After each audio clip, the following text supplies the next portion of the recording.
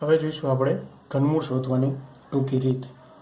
તો ઘનમૂળ શોધવા માટે સૌથી પહેલાં 1 થી 10ના ઘન યાદ રાખવા જરૂરી છે અને દરેક ઘનમાં છેલ્લો ડિજિટ યાદ રાખતું જવાનું। 1નો ઘન છે 1, 2નો ઘન 8, 3નો ઘન 27, 4નો 64, 5નો 125, 6નો 216, 7નો 343, 8નો 512, 9નો 729 ને 10નો 1000। દરેક ઘનમાં જે લાસ્ટ ડિજિટ છે તે આપણે યાદ રાખવાના કે 2 માટે 8 આવે, 8 માટે 2 આવે, 3 માટે 7 આવે અને 7 માટે 3, 4, 5 અને 6 માટે લાસ્ટ ડિજિટ 4, 5 અને 6 જ આવે, 9 માટે 9 અને 1 માટે 1 આવે। તો હવે જોઈએ કે કોઈપણ સંખ્યાનું ઘનમૂળ શોધવું હોય તો કઈ રીતે શોધી શકાય।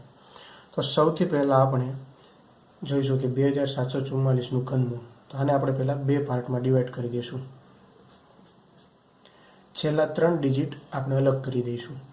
છેલ્લા 3 ડિજિટમાં જે લાસ્ટ ડિજિટ હોય તેનો હવે આપણે ઘન લઈશું। તો 4નો ઘન, એ 4ના ઘનમાં જે લાસ્ટ ડિજિટ આવે એટલે કે 4, તે આપણી થઈ ગઈ આપણી જવાબનો એક અંક। હવે પહેલી સંખ્યા કઈ હશે તેના માટે થઈને આપણે પાર્ટ 1માં જે સંખ્યા વધે તેનો આધાર લઈશું। અહીંયા આપણે વધી છે સંખ્યા 2। હવે આપણે જોઈશું કે કઈ સંખ્યાનો ઘન એ 2 કરતાં નાનો છે। તો 1નો ઘન 1, 2નો ઘન 8, 8 એ 2 કરતાં મોટા છે એટલે 2 એ આપણો જવાબ નહીં આવે। 1નો ઘન 1 છે એટલે 1 એ 2 કરતાં નાની સંખ્યા છે, તેથી પહેલી સંખ્યા આપણી આવશે 1। એટલે 2744નું ઘનમૂળ છે એ થશે 14। હવે એવી જ રીતે આપણે જોઈશું એક બીજું ઉદાહરણ, 1,85,193। આ સંખ્યાનું ઘનમૂળ શું થશે?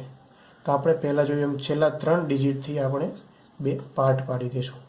છેલ્લા 3 ડિજિટમાં જે છેલ્લી સંખ્યા હશે તેનું ઘનમૂળ, 3નું ઘનમૂળ, એમાં લાસ્ટ ડિજિટ આવે 7, તો 7 એ આપણો છેલ્લો અંક છે। હવે અહીંયા કઈ સંખ્યા આવશે તો તેના માટે આપણે પાર્ટ 1નો ઉપયોગ કરશું, 185।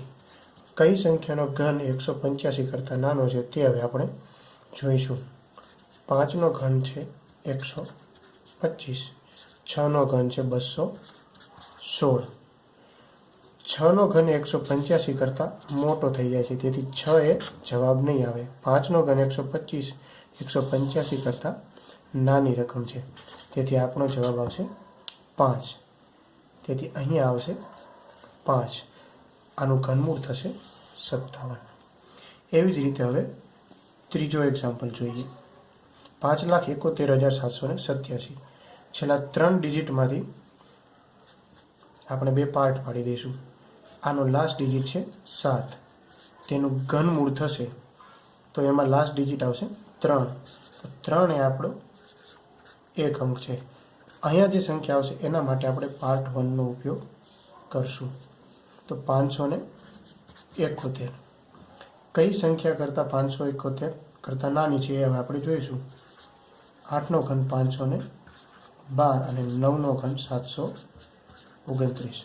729 એ 571 કરતાં મોટું છે, તેથી 9 જવાબ નહીં આવે, તેથી આપણો જવાબ આવશે 8, એટલે આ સંખ્યાનું ઘનમૂળ થશે 83।